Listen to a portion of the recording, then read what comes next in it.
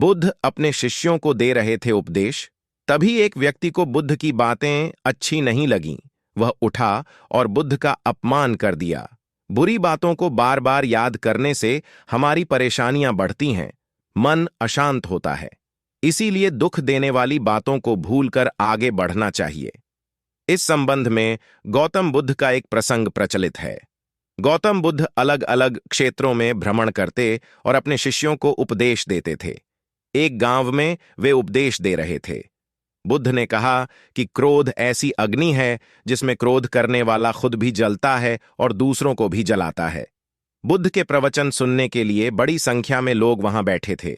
उन लोगों में बहुत गुस्से वाला एक व्यक्ति भी बैठा हुआ था। उसे ये बातें पसंद नहीं आई। वह अचानक उठा और बोलने लगा कि बुद्ध, तुम पाखंडी हो। बद्ध ही बड़ी बातें करना ही तुम्हारा काम है। तुम लोगों को भ्रमित कर रहे हो। तुम्हारी ये बातें आज कोई मायने नहीं रखती हैं। व्यक्ति लगातार बुद्ध को अपमानजनक बातें सुना रहा था। वहां बैठे सभी लोग ये देखकर हैरान थे कि बुद्ध ये सब शांति से सुन रहे थे, लेकिन कुछ बोल नहीं रहे थे। क्रोधी व्यक्ति बुद्ध को शांत देखकर और ज्यादा क्रोधित हो गया। वह बुद्ध के पास गया और उनके मुंह पर थूक कर वहां से चला गया। घर पहुंचकर क्रोधी व्यक्ति का मन शांत हुआ तो उसे अपने किए पर बहुत पछतावा हुआ।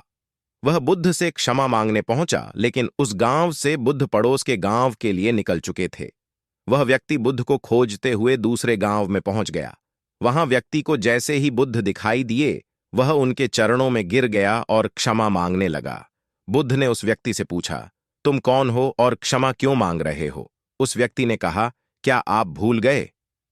मैंने कल आपके साथ बुरा व्यवहार किया था, आपका अपमान किया था। बुद्ध ने कहा, बीता हुआ कल मैं वहीं छोड़ देखाच आया हूं और तुम अभी भी वहीं रुके हुए हो।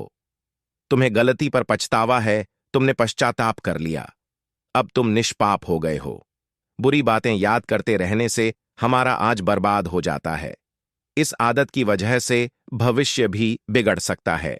इसीलिए बीते हुए कल की बातों को भूलकर आगे बढ़ना चाहिए।